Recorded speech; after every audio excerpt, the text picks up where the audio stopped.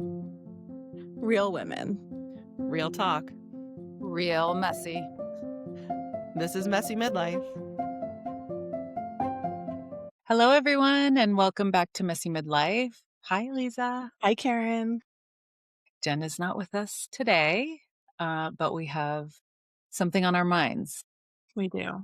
Well, Karen, you were talking a little bit about your recent kind of, I don't know if you want to call it an epiphany, but your recent realization with your patient. Do you want to talk about that for a little bit? Yeah. It was a brief moment, but it was very striking to me, and I thought it might be helpful.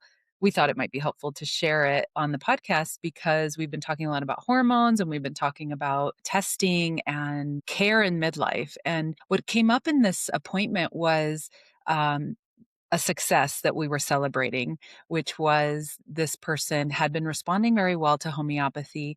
And then there was just a very abrupt stop where they couldn't get any movement with a remedy. And so we were all collaborating together and we found some nutritional deficiencies and made some medication changes. And all of a sudden, new remedy, who dis? It was just like a completely new experience for them in terms of their symptom picture.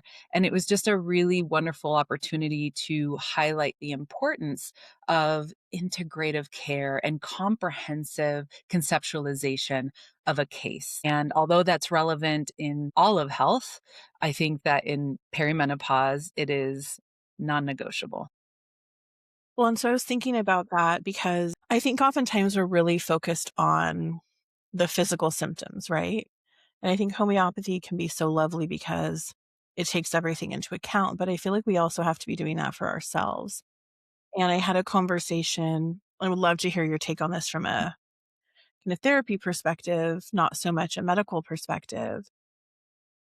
I was having a conversation with one of my teachers, and we were talking about how we sense our worth. What are the things that we kind of check off our checklist of things that we do to make us feel like we're valuable? And we were talking about, well, one of the things she said was that we have unspoken agreements with ourselves. And so one of what I realized is like one of my unspoken agreements is I take care of everything. I control everything. I keep everything in the box it's supposed to be in.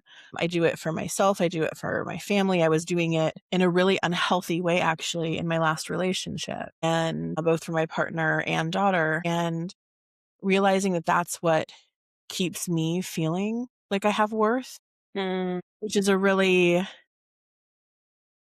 say messed up, but it's messed up, right? Like we have worth just being ourselves and who we are. We don't have to do things. But I think that we can get really caught up in that. And I think that's one of the things that when we're talking about healthcare, when we're talking about our hormones, when we're talking about our energy and our sleep and everything, I think that's really important to look at because those unspoken agreements can be things that are really draining. Yeah. Like for me, this one really, really was Yeah. and has been for a long time. Yeah.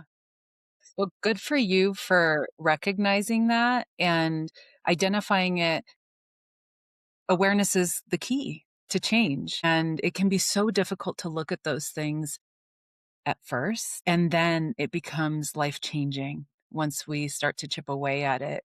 And it really sounds like what in homeopathy is called an obstacle to cure. But this is, of course, a psychological process, and it keeps us from having success with other interventions potentially is what it sounds like you're describing. Yeah. Well, and I think a lot of times when we're like dealing with chronic pain and dealing with other like physiological issues, and I think especially with autoimmune disease or autoimmune conditions, there's this very like strong emotional, like mental emotional connection between those things, right? We talk about why is it women in their like 40s that are typically diagnosed with autoimmune diseases or autoimmune conditions at a much higher rate than any other time in our lives, any other age, any other gender, right? And so I think there is something about that where we're holding it all together for everybody else, but kind of putting ourselves last. Yeah. And I see that especially with, all of the changes that are happening with perimenopause. It's kind of like the expectation from the outside, whether it's family, friends, colleagues, whatever, is that you're able to just keep going how you always were. And I think for a lot of us, we were able to keep going before hormones started shifting. And then once the hormones started shifting, it's like a whole new game. Yeah. But there's not that understanding necessarily from the outside. So we're trying to keep up with everything that we've been doing and everything that we're holding together without the understanding that there is a significant shift going on Yeah. in us physiologically and also mentally, emotionally. Yeah. Yeah, and I mean, I can so relate to the unspoken agreements, and I think at this stage, it has been an opportunity and also not really optional. We can look at it as an opportunity, which it is, but it has not felt like I had much say in it, and really looking at because things stop working at this age, right? And that's what was highlighted in that session with the patient, but that's what happened for me is that things stopped working. And even though I've done a lot of work on myself, I know you have as well, it's just different. It just hits different. And to be able to take a step back and say, okay, we need to look at this in an even bigger picture from an even broader perspective, has definitely highlighted some of the very similar unspoken contracts in my own life.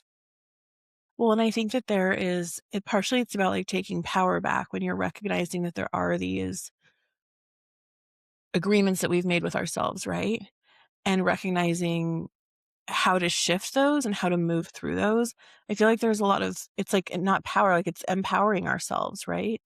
Because it can often feel, and I mean, I think it does for me, like, how do I do this? How do I navigate this? Right? It feels like I don't want to say helpless, but in a way, it's like trying to do the things that I know how to do that have worked before, but they're not necessarily working now. Uh, and I think there is a sense of like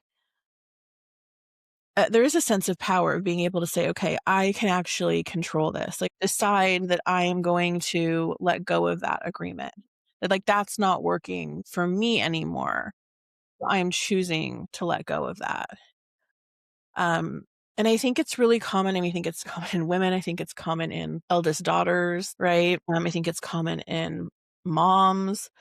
It's like we're always the people that hold everything together for our families. And I think a lot of that can stem from insecurity in a Mhm, way. mhm.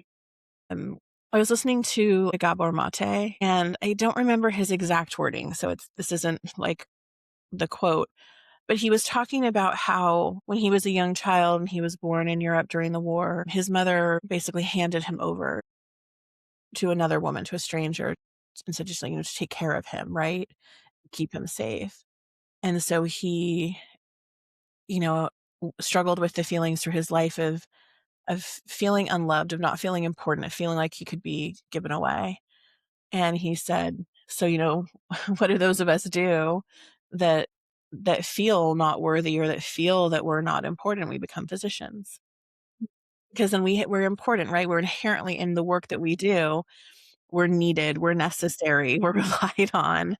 Um, and I realized that about myself too. It's like, well, if am doing everything, like you can't move on without me, right? Like you can't get rid of me. I'm so important, Yeah. right? Job security Yeah. Yeah. for Yeah. in the personal life as well. Yeah. Exactly.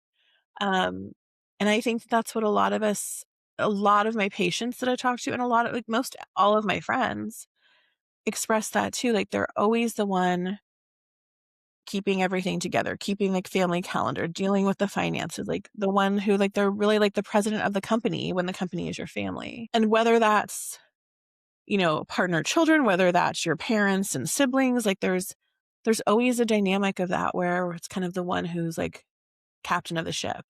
Yeah.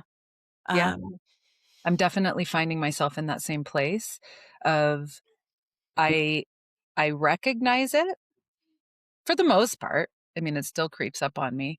Um, it definitely still creeps up on me. And I'm in the struggle that I'm in, the specific struggle that I'm in, because there's so many in the transition, is I'm not quite sure what's next. I Yeah. know that I overfunction, as we have discussed at great length on the podcast. Mhm. I know that, very similar to what you're describing, trying to hold things together through creating experiences for people or being the manager of the household or of even friendships. And that's actually someplace that I love our friendship because we look out for each other in that way, and it's beautiful, and it's such a blessing. And although I have very close friendships that I love dearly, that's not the dynamic.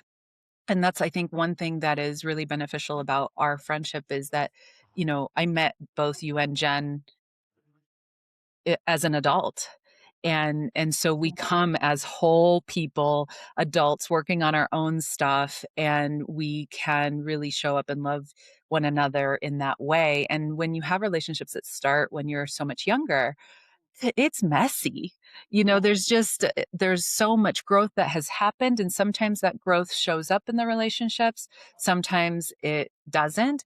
And I'm navigating this, okay, I overfunction, and I recognize that I want to show up differently, but I'm having to evaluate and reassess what these relationships l- look like and how I want them to look, and if they're capable of looking a certain way, and my own understanding of what other people bring, because everybody has different love languages, Right. and what does reciprocity look like when people have different things that they contribute, and what feels balanced and aligned. And I guess I just want to highlight how murky the the middle, the transition period can look and feel, and how that is totally normal. And I have to remind myself of that.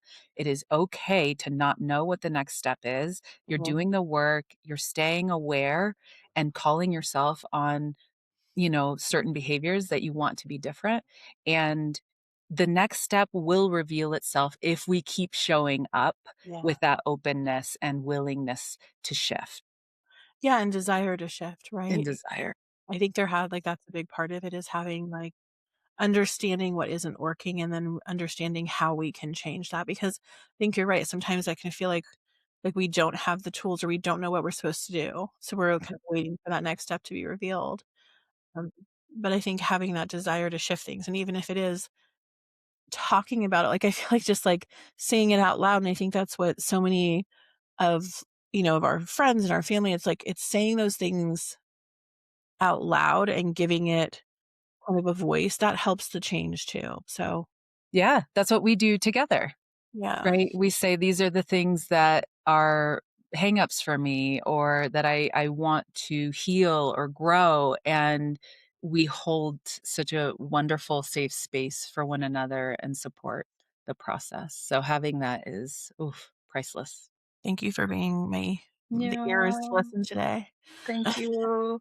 Love you so much. I love you too. Grateful for you. I'm so grateful, so deeply grateful that we get to do this, and that we get to touch other people's lives Yeah. and bring them into this really sacred space. Yeah. I don't know that we've called it that before, but it feels that way. Very, Yeah. very sacred. It certainly is to me. It is to me too. All right, everyone. We'll That see you wraps next up our time. episode for today. We will see you next time. Okay. Bye. Bye. Love you. Love you. Bye. If our messy is your kind of messy, we'd love for you to rate, review, and follow or subscribe wherever you get your podcasts. We'd also love to know what's on your mind. If you were to join us, what would we be talking about? Email us at messymidlifepodcast@gmail.com or message us on Instagram or TikTok.